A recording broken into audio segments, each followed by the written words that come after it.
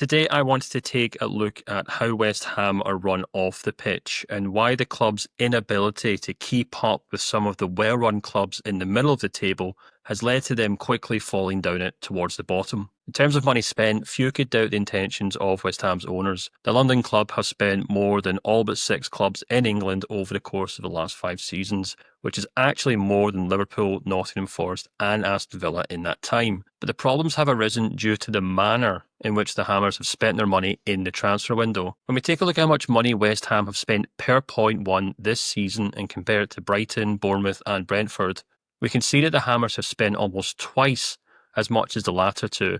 and around 6 million more per point than Brighton this season. And those figures have been consistently higher than the 3 smarter clubs over the course of the last 5 seasons. Now, this unquestionably is because West Ham have a habit of signing older and more established players, where the likes of Brighton, Bournemouth and Brentford typically sign younger players from relative backwaters in European or even global football. For example, in the last 5 seasons, West Ham have spent more than half of the transfer fees they've paid on players from other Premier League clubs, and a further 23% on players from Europe's other top 5 leagues. In stark comparison, Brighton have only spent around 8% of their total transfer budget on players from other Premier League clubs, while a massive 72% of that transfer budget has gone on signing players from outside Europe's top 5 leagues, either in other divisions across the continent or even further afield in South America, North America or Asia. But that's not even West Ham's only issue. It'd be one thing if they were signing young players with huge amounts of potential from other Premier League clubs.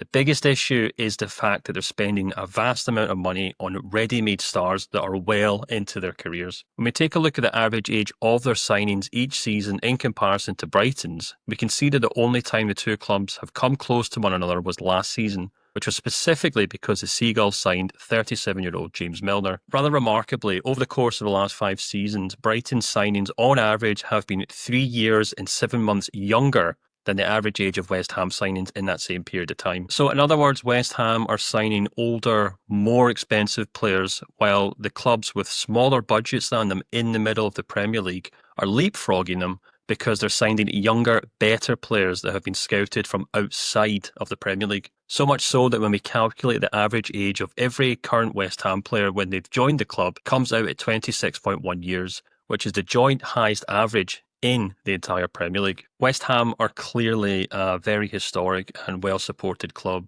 and they have demands on them from that support that simply doesn't exist at Bournemouth, Brentford or even Brighton. But if they don't get smarter in the transfer window, they're going to fall further and further behind these more nimble and better